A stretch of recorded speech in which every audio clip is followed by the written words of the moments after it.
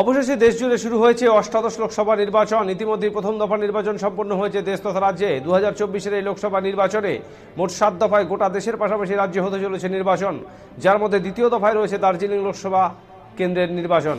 আগামী 26 এপ্রিল রয়েছে এই দ্বিতীয় দফার ভোট, তাই হাতে আর মাত্র কয়েকটা দিন বাকি। এরই মাঝে প্রত্যেকটি দলের তরফে চলছে শেষ পর্যায়ের প্রস্তুতি। কোথাও বাড়ি বাড়ি প্রচার, তো কোথাও আবার জনসংযোগ। সব মিলিয়ে 1 ইঞ্চিও জমি ছাড়তে নারাজ যে কোনো দল। এক কথায় দার্জিলিং লোকসভা কেন্দ্রকে পাখির চোখ করে প্রচার সারছেন প্রত্যেকটি দলই। যে কারণে তৃণমূল সুপ্রিমো মমতা বন্দ্যোপাধ্যায়ের রোড শো হোক কিংবা প্রধানমন্ত্রী নরেন্দ্র মোদীর জনসভা, সবই দার্জিলিং লোকসভা আসনকে কেন্দ্র করেই। শুধু তাই নয়, প্রত্যেকটি দলের হ্যাভিওয়েট নেতাদের নিয়েও চলছে প্রচার। কখনো শিলিগুড়িতে দেবের রোড শো, তো আবার কখনো মিঠুনের রোড শো।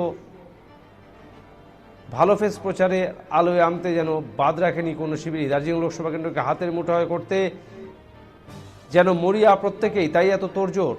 তবে আর বেশি সময় নেই হাতে, আর মাত্র কয়েকটা দিন, তারপরে নির্ধারিত হবে ভাগ্য।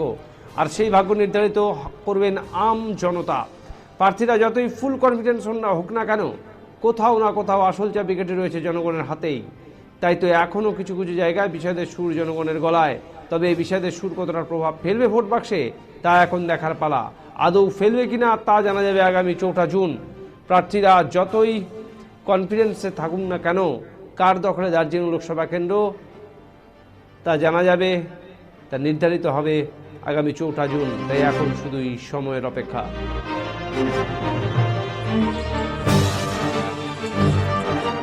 দেশের মসনদে এবছর এবার কাকে দেখতে চান? দেশে তো মোদী সরকারই দরকার। কি কারণ বলে মনে হয়?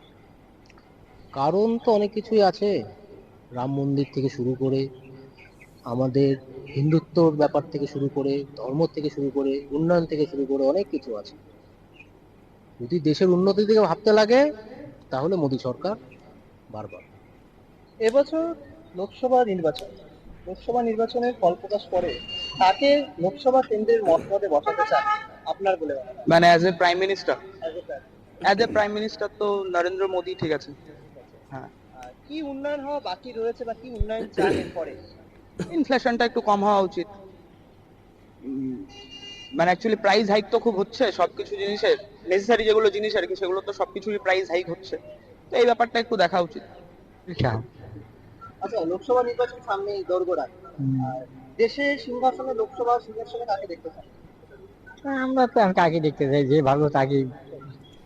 কংগ্রেসও আসতে পারে, এখন কে আসবে? কি চান উন্নয়নে, কি চান? কি উন্নয়ন হোক এবার? উন্নয়নে কি রাস্তাঘাট, জল পানি এইসবই তো চাইতে হয়। এই যে রাজ্যের বিপুল দুর্নীতি, এই দুর্নীতির সে ছাপিয়ে কি দেখতে চান যে এবার কি হোক, কি আসুক? ওইটা দেখতে চাই কি সুন্দর হোক, যে আপনার আসুক জেলায় কি ভালো। উন্নতি লাগবে আপনার? আমার জেলায় উন্নতি কি রাস্তাঘাট, জল পানি এইসবই তো দরকার। বিগত কয়েক বছর কি হলো উন্নতি এইভাবে?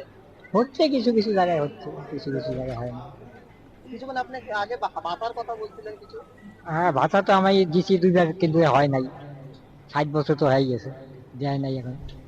ওগুলো কি চান যে যাতে ঠিক মতো হোক? ওইটা তো চাই। 2019 से 2024 तक मुझे 5 साल आप सबका सेवा करने का अवसर मिला और ईमानदारी के साथ बगैर बेईमानी के मैंने पूरी चेष्टा की।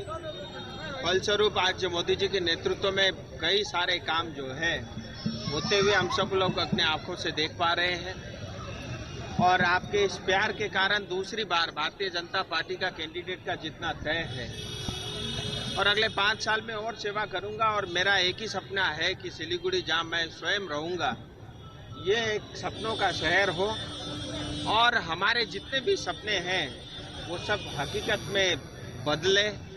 और इतना ही नहीं, भारत में एक सर्वश्रेष्ठ शहर की रूप में सिलीगुड़ी को विकसित करना मेरा एकमात्र उद्देश्य है। কেমন সারা পাচ্ছে? ভালো সারা পাচ্ছি, সবই উৎসাহিত আছে, আমাদেরকে উৎসাহিত করছে। ভালো পাচ্ছি, সব জায়গায় যাচ্ছি, এখন ভালো উৎসাহ পাচ্ছি।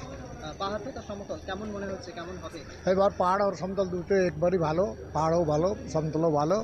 আর আমি তো পাহাড় আর সমতল দুটোকে দেখছি, একদম সেতুভাবে কাজ করতেছি এখন। আসছে কেমন সাড়া পাচ্ছেন? हम जहाँ भी जा रहे हैं बहुत अच्छा रिस्पांस हमें मिल रहा है क्योंकि लोग व्याकुल हो चुके हैं तृणमूल और भाजपा के बीच में एक विकल्प ढूंढ रहे हैं और विकल्प केवल कांग्रेस और हम जो समर्थन पाए हुए वाम फ्रंट से और पहाड़ में आमरो पार्टी से हम मिलकर इस इलेक्शन को जरूर जीतेंगे। इस साल क्या उम्मीद है, कितना वोटों में आप लोग? हम यहाँ पर जीत जाएंगे और दिल्ली में भी एक नई सरकार बनेगी, इस बात के